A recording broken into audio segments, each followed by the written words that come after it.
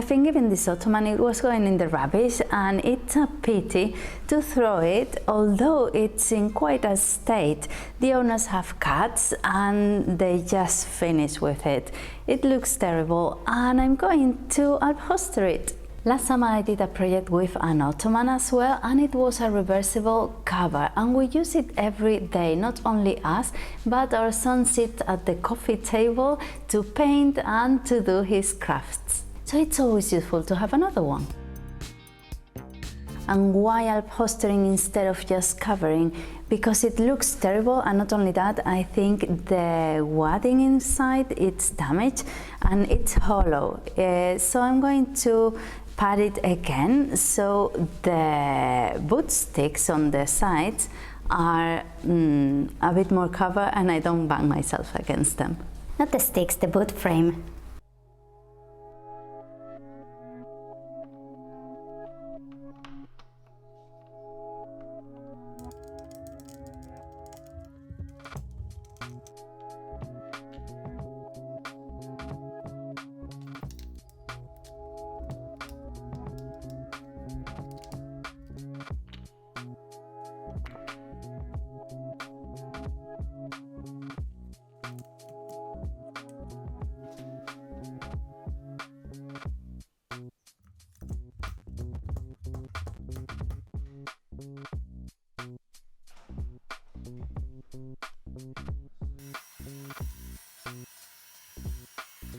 The staples were right in, they were really hard, and I asked for some help because it was getting on my nerves. And the good thing about taking the existing cover off is that you can see how it was sewn. And you can see here, we can start to see the seams on the side, so of course it's 4 panels and the top.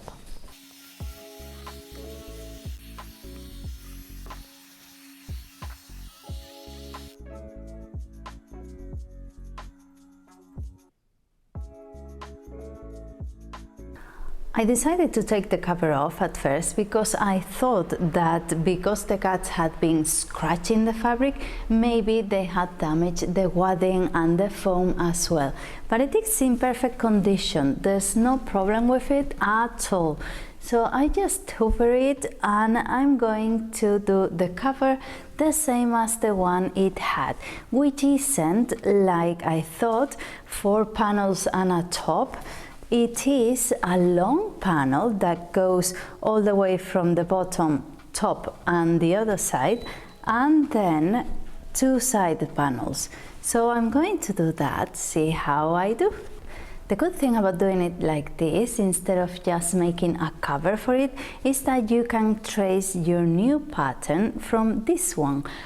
This project is not as complicated, but if you have an armchair or something with more curves, with a different shape to it, you can trace it easier if you have the pattern out.